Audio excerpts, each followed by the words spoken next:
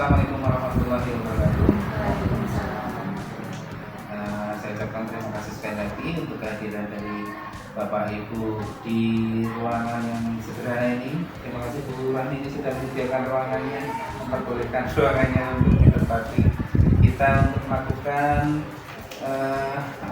inseminasi tentang budaya positif pada rekan sejawat. Jadi yang kita dapatkan kemarin dari pendidikan calon guru penggerak adalah ilmu yang nanti Bapak Ibu dapatkan dari saya mewakili dari teman-teman begitu. Nah, ini nanti kaitannya dengan komunitas praktisi. Jadi kita sebagai guru nanti harus membuat satu komunitas yang aktif berkaitan dengan pembelajaran, pengajaran, visi, kemudian perencanaan sekolah dan seterusnya, berbagai macam pengajaran. Nah, kita awali dengan budaya positif dulu.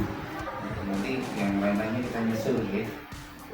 Sepertinya sudah saya berikan slide-nya cetaknya kepada Bapak Ibu.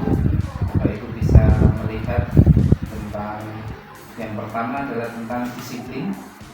Nah, kalau Bapak Ibu melihat disiplin ini adalah disiplin diri, Bapak Ibu. Disiplin menurut Bapak pendidikan kita Belajar Dewantara menyatakan bahwa di mana ada kemerdekaan di situ harus ada disiplinnya, Bu. Sungguh pun itu disiplin bersifat self disiplin atau disiplin kita sendiri yang mewajibkan dengan sekeras-kerasnya tetapi bersama dan seterusnya. Ini dalam buku beliau yaitu Pemikiran Konsep Pelajaran Sifat Merdeka halaman 470 tentang tahun 2013. Dengan kata lain bahwa beliau sudah mendefinisikan bahwa disiplin itu berarti harus bertanggung jawab dengan apa yang sudah dilakukan, karena berdasarkan tindakan dan nilai-nilai kebajikan yang universal. Berarti disiplin yang di sini adalah disiplin sesuai dengan nilai-nilai kebajikan universal. Terkait dengan budaya positif Bapak Ibu guru, di bawahnya maka kita bisa dapatkan nilai-nilai kebajikan sesuai dengan program pemerintah. Nilai kebajikan ini sudah terwujud dalam proyek penguatan profil pelajar Pancasila atau P5 seperti yang tadi Bapak Ibu saksikan, di mana anak-anak diminta untuk menyampaikan suaranya. Itu bagian dari proyek penguatan profil pelajar Pancasila.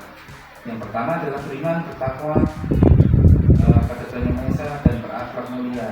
Kemudian kemandirian, bernalar kritis, kebinekaan global, bergotong royong dan kreatif. Nah, berbagai macam nilai-nilai kebajikan ini terpecah nantinya dalam nilai-nilai anak-anak kita, Bapak Ibu. Misalnya anak-anak ini bisa untuk mengerjakan atau bergantian mengerjakan tugas-tugas kelompok. Ini masuk nanti dalam gotong royong. Kemudian anak-anak ini mampu untuk menjawab soal atau permasalahan dengan metode-metode baru atau dengan cara-caranya sendiri. Nah, ini masuk dalam kreatif dan seterusnya. Nah, ini yang nantinya masuk dalam nilai-nilai kebajikan yang harus kita pahami pada anak-anak kita. Baik, yang berikutnya adalah kita akan membahas tentang posisi kontrol.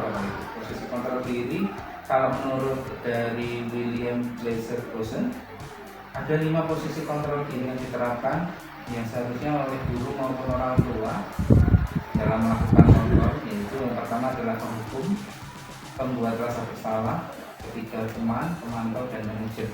Ini yang seringkali nanti kita terapkan berkaitan dengan pendidikan pada anak-anak kita. Ketika anak-anak kita melakukan kesalahan, terutama dengan Pak Adik, kalian dengan BK, otomatis akan sering nanti posisi dirinya menerima yang mana. Apakah mau jadi penghukum, apakah membuat rasa bersalah, teman, pemantau, atau manajer. Kalau di calon guru penggerak, kita diminta untuk sebisa mungkin permasalahan nanti akan menetapkan pada manajer. Apa saja sih nanti posisi ini bisa dilihat di slide berikutnya, yaitu misalnya penghukum ini biasanya akan menggunakan fisik, misalnya ayo lari, Ayo sana berdiri, sana hormat, nyanyi dan seterusnya. Ini bentuk-bentuk apa namanya aktivitas yang dilakukan sebagai respon saat siswa kita melakukan budaya yang tidak positif. Nah, maka yang muncul adalah sejati yang pertama adalah pendukung, di mana indikatornya bisa jadi harus mematuhi aturan, kamu harus selalu, kamu sudah salah, kemudian kamu harus tanggung jawab dan seterusnya. Nah seperti ini, maka yang jadi titik tolaknya adalah selalu dengan cara-cara yang tidak nyaman dan sesuai dengan pendidik, hanya berdasarkan pada ego masing-masing guru. Jadi misalnya melakukan terlambat gitu, seorang terlambat, kemudian Adi misalnya terlambat, Adi kamu terlambat, kamu selalu terlambat, kenapa terlambat? Tidak ada alasan, kamu tahu apa hukumannya. Kalau kamu terlambat karena kamu sudah sekian lama terlambat, berarti kamu sekarang harus lepas satu jalan ke lapangan untuk 2 kali misalnya. Nah ini masuk dalam posisi penegur Bapak Ibu. Nah ini nanti akan masuk juga dalam budaya positif supaya tidak terjadi seperti ini yang terjadi. Kemudian yang berikutnya, penghukum ini biasanya akan menggunakan nada suara, bahasa tubuh dan sebagainya untuk menunjukkan kekuatannya, eksistensinya guru dan seterusnya. Maka hasilnya bisa jadi nanti anak-anak itu tidak nyaman, anak-anak merasa dendam. Tapi di sisi lain anak-anak akan ingat karena dulu sering dihukum gitu ya. Hingga ketika suatu saat nanti sudah lulus gitu ya, udah 5 tahun, 7 tahun, ketika suatu jalan-jalan di mall gitu, baca lihat begini, nih dipanggil gitu, kita lihat, masih ingat saya enggak? Saya dulu pas sepatu tuh, Bu, disuruh nyanyi depan kelas gitu. Siapa ya? Wah, si Adi gitu. Jadi ingatnya di situ, maka ada plus minusnya nih Bapak Ibu. Cuma memang dari diseminasi ini diharapkan nanti bukan ini yang jadi tujuannya, karena ini hanya bersifat tidak mencapai pada tujuannya. Oke, yang berikutnya Bapak Ibu langsung ke slide berikutnya, yaitu pembuat rasa bersalah. Ini juga bagian dari budaya, respon budaya yang sedikit negatif sebenarnya. Hanya saja nanti saya akan jelaskan apa dan bagaimana bisa menjadi positif. Nah, merasa bersalah ini biasanya akan muncul ketika ada guru itu mengibar ke anak-anak didiknya. Sudahlah, bantulah saya. Apa kamu nggak ini orang tuamu dan seterusnya. Kemudian apa kamu berbuat begini ini nggak kamu pikirkan resikonya. Kamu harusnya ngerti pengorbanan orang tuamu sudah seperti ini dan sebagainya. Nah, posisi ini akan membuat murid merasa sangat bersalah sekali, sehingga dia merasa tidak berharga, dan efek negatifnya adalah akhirnya murid ini merasa sama sekali tidak ada yang sayang. Nah, ini yang kita hindari nih Bapak Ibu, bisa muncul. Tetapi tidak mutlak seperti ini. Ada yang anak-anak itu memang cari perhatian, senang malah. Ketika ada guru yang berkomunikasi seperti ini, berarti saya diingatkan dengan seperti ini, saya besok lagi pengen lagi dengan cara diingatkan yang sama seperti ini. Nah, tapi ini sebagai bagian yang negatif. Nah, masih tentang pembuat rasa bersalah, ini ada indikator-indikator perkataannya, misalnya seperti ini. Kamu kan sudah berjanji untuk tidak melakukan lagi dan terlambat lagi dan seterusnya. Nah, semacam ini adalah bagian dari pembuat rasa bersalah, dengan memelah, sedih, bahasa berikutnya juga berlesu dan seterusnya. Hasilnya seperti tadi, pada akhirnya anak-anak ini merasa bahwa tidak berharga, sehingga ada kadang-kadang ada emosional yang dia pendam, sehingga kadang-kadang yang ini marah ini terluarkan pada hal yang lain atau malah menyakiti dirinya sendiri. Saya sudah membuat orang jadi susah, berarti saya nggak berharga, berarti saya salah. berarti saya nggak perlu lagi ada di dunia ini. Nah semacam itu yang kita hindari, karena kita nggak pernah tahu anak-anak itu jiwanya sampai di mana ketika memikirkan sesuatu.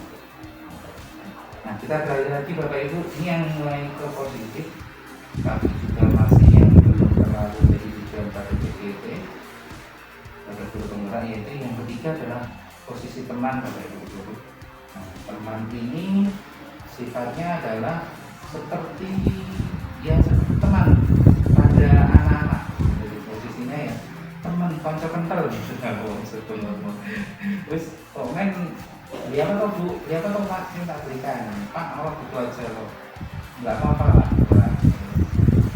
teman dulu Pak, ya Pak aja seperti itu yang seringkali muncul. Nah anak-anak juga bisa jadi merespon dari bapak sendiri, dari ibu sendiri, karena ayolah itu kan bisa saya, lu kontrak dulu boleh ini sampai aku gitu. Nah macam itu, ini yang pada akhirnya ada positifnya tapi juga negatifnya, karena yang dihargai ini cuma bapak ibu dulu seseorang saja, spesifik saja. Nah ini yang lainnya maka tidak akan dihargai, dia merasa bukan guruku, bukan temanku, maka dia akan melakukan tindakan yang lebih ekstrim lagi. Seperti itu Bapak Ibu. Ini tidak diharapkan nantinya di posisi ini. Oke, kita lanjut ke posisi keempat Bapak Ibu, yaitu posisi pemantau. Posisi pemantau ini lebih sering melihat data, melihat pelanggaran. Misalnya Pak Adil yang paling sering itu Pak Adil sering jadi contoh ya, karena beliau ini kan guru BK ya Pak Adil. Jadi kan lihat catatanmu sudah tidak masuk ini 5 hari, sudah terlambat sudah 4 kali, nggak pakai sepatu yang berwarna hitam sudah 4 kali, dan seterusnya. Jadi data-data itu muncul Bapak Ibu.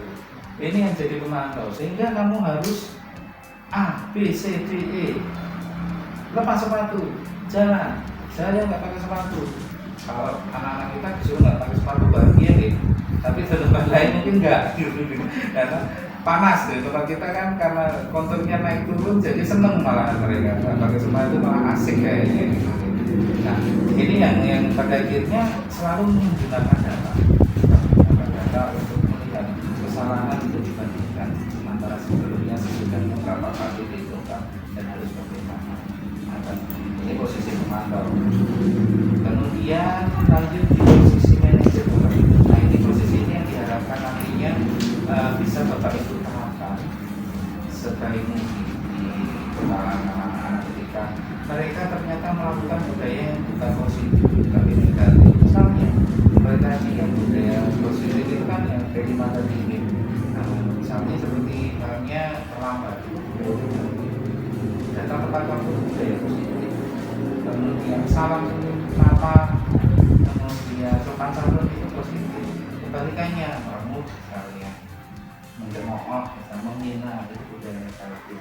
Nah, Bapak Ibu guru diharapkan nanti pada posisi ini, di mana posisi ini akan melihat dulu, mempertimbangkan dulu apa sih yang terjadi pada anak itu.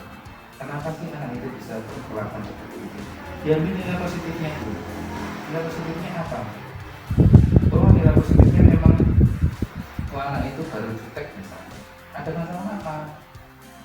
Di, kenapa sih kamu itu terlambat? Selalu saja terlambat, tapi masih terus terjadi posisi manajer. Tapi pada posisi manajer dia akan bertanya, Adi, kenapa kamu terlambat? Ya nggak apa-apa tuh yang terlambat misalnya gitu tadi ya di kelas itu tadi. Mesti ada sebabnya. Coba jelaskan kepada saya. Nah tapi kan, betul, saya mau beli bensin, saya beli ini. Nah semacam itu. Apa yang harus dilakukan? Ada yang pertama bertanya dulu. Kemudian yang kedua adalah memastikan, mengingatkan anak ini. Kamu tahu kok aturannya seperti apa? Kalau kamu terlambat itu melanggar aturan, nggak menyadarkan. Sehingga yang sisi ini adalah menyadarkan diri sendiri, si anak sendiri bahwa dia memang sudah melakukan kesalahan. Oh, dia bersalah. Saya minta maaf tuh. Maaf nggak masalah. Tapi bagaimana caranya untuk memperbaiki seperti ini. Nah, yang ketiga ini guru berarti sudah mulai merencanakan, membantu solusinya seperti apa. Nah, solusinya bisa jadi dari guru atau dari siswa sendiri. Coba tawarkan dulu ke siswanya. Ya berarti saya harus berangkat dari rumah lebih pagi. Mungkin nggak kalau lebih pagi?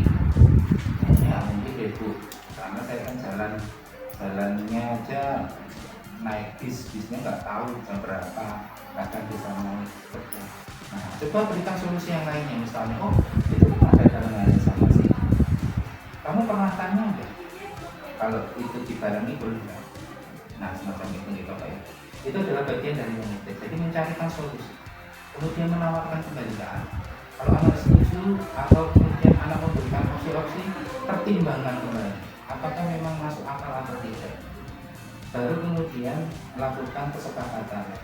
Berarti besok tidak lagi terlambat ya, karena kamu sudah tahu kalau terlambat seperti ini, kamu seperti ini, dan besok rencananya kamu seperti ini. Yang bantu siapa? Ini.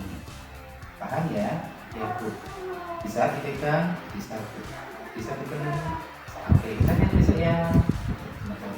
Jadi mengikat secara tidak langsung untuk bagaimana anak itu bisa memberikan jawaban dari permasalahannya sendiri, dan itu bagian dari problem solving. Jadi membantu, namanya mengatur mulai dari awal sampai akhir. Nah, itu yang terjadi pada posisi ini. Ya, seperti ini kita beri ketika ada kasus Adi, Sambuju dan seterusnya yang bisa lihat. Nah, ada apa namanya apresiasi baik Bapak hargai usahanya dengan terjadi di semacam itu. Jadi kalau digomong anak itu juga senang. Ya bagus sih kamu udah bangun pagi, cuma kan ternyata kamu seperti ini toh masih terlambat. Coba cara yang lain apa? Oh ya begini dulu. Oke, kita tawarkan seperti ini bagaimana?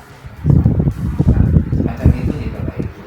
Sehingga kalau kita bisa simpulkan di slide yang berikutnya bahwa budaya positif ini sebenarnya akan dipengaruhi oleh motivasi.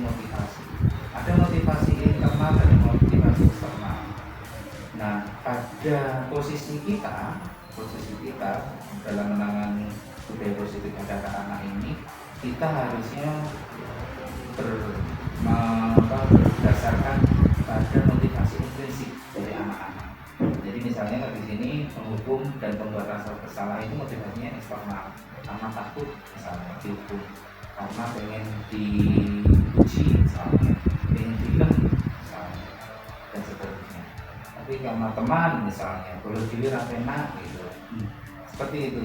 Nah, untuk yang manajer ini diharapkan masuk dalam motivasi intrinsik, sehingga anaknya itu tahu, sadar betul bahwa oh saya salah, saya butuh berubah, dan bagaimana berubah.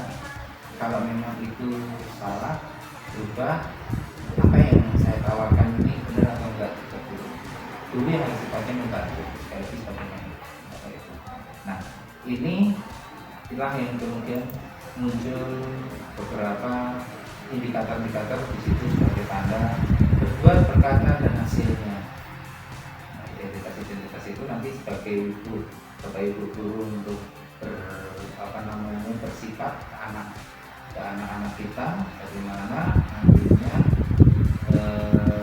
menghadapi anak-anak dengan berbagai macam permasalahan atau seperti itu. Kemudian yang terakhir Bapak Ibu guru tentang segitiga restitusi. Nah, segitiga restitusi ini adalah bagian dari budaya positif untuk mendukung pola manajer ini Bapak Ibu.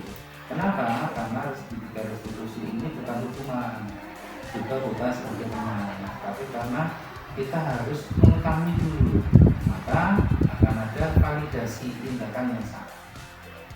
Kamu salah, merasa bersalah? Enggak, kamu datang jam 7 lebih 25 misalnya, maksudnya kayak gitu, langsung setengah 8 ya Pak, tadi setengah 8 itu, jam 8 kamu datang. Kamu salah enggak jam 8 ini? Iya Pak, saya merasa bersalah. Benar, merasa bersalah, atau memang kamu sengaja bersalah? Ngobrol cuma sengaja untuk mengayunkan saya misalnya, enggak Pak, benar Pak, saya tadi begini.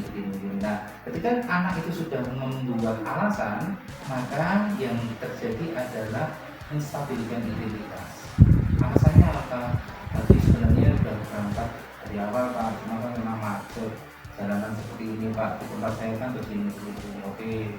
Nah, di saat menstabilkan identitas inilah yang harusnya Bapak Ibu adalah memuaskan dia. Bapak hargai kamu, Bapak apresiasi kamu bahwa kamu sudah bangun jam segini, kamu sudah melakukan ini. Tapi apakah dengan jam segini kamu tetap melakukan itu, ini masalahnya hilang? Ini yang kemudian pada ketiganya, yaitu menanyakan keyakinan kelas. Enggak hilang, malah tetap masalah itu muncul. Nah, berarti ketika restitusi ini adalah bagian dari problem solving Bapak Ibu guru yang harusnya Bapak Ibu guru tetap terapkan. Nah, tidak bisa dipisahkan ya Bapak Ibu guru komponennya ya. Boleh yang mana dulu, yang jelas urutannya seperti itu. Nah, seperti itu Bapak Ibu guru untuk menanamkan budaya positif pada anak-anak kita, itu yang kami dapatkan. Mungkin ada pertanyaan dari Bapak Ibu guru mungkin ya, sambil mohon maaf Pak Adit untuk presensinya dulu ya. Kalau ada pertanyaan Bapak Ibu guru boleh, mungkin secara kasus boleh, kenyataan boleh, dan apa yang kita hadapi kan kita sama-sama.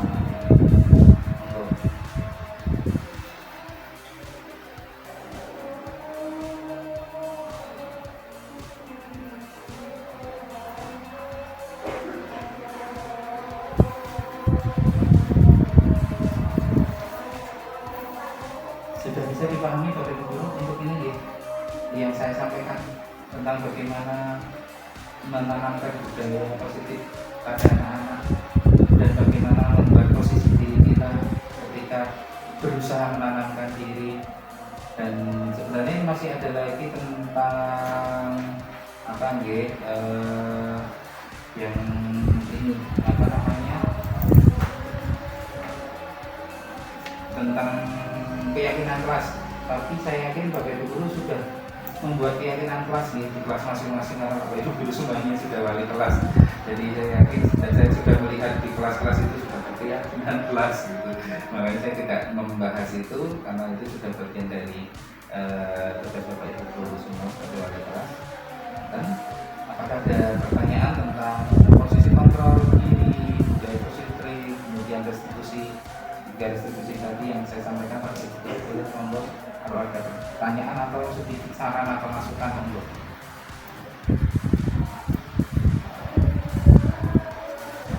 Ada? Tidak? Monggo. Oke. Kalau tidak ada, saya harapkan ini kita bisa mulai untuk permasalahan-permasalahan kecil ketika kita menghadapi anak-anak ini. Nah, nanti kita di pertemuan berikutnya kita coba untuk diskusi Bapak Ibu. Kira-kira ketika dengan menerapkan ini mana yang lebih enak? Apakah menghukum? Apakah jadi pembuat rasa bersalah? Ataukah sampai ke manajer gitu? Karena saya tidak bisa menjustifikasi untuk anak-anak tertentu misalnya memang butuh menghukum. Tapi tidak serta-merta kemudian hukuman itu berhenti di situ. Mungkin menghukum sambil disertai kemudian ke manajer misalnya. Nah, itu sebagai jalan yang terbaik misalnya. Karena satu sisi tetap anak harus bertanggung jawab, sisi lain anak juga harus diketahui kenapa melakukan seperti itu. Karena itu bagian dari kekasan dari kita sendiri. Kita anak-anaknya mungkin berbeda dengan sekolah-sekolah yang lain, karena anak-anaknya spesial.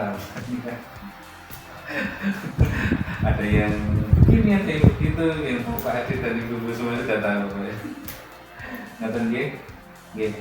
Kalau tidak ada, berarti minggu berikutnya kita akan diskusi ya Bapak Ibu di undangan berikutnya, mau tetap hadir. Saya coba tetap nanti tularkan tentang ilmu ini ke rekan-rekan yang lain. Kalau ada masukan, saran, pertanyaan, boleh langsung nanti sampaikan ke saya lewat WA atau boleh langsung ketika kita kita ngobrol santai aja, poros biasa mawon seperti biasanya. Oke. Ada keberatan Bapak Ibu untuk hari ini?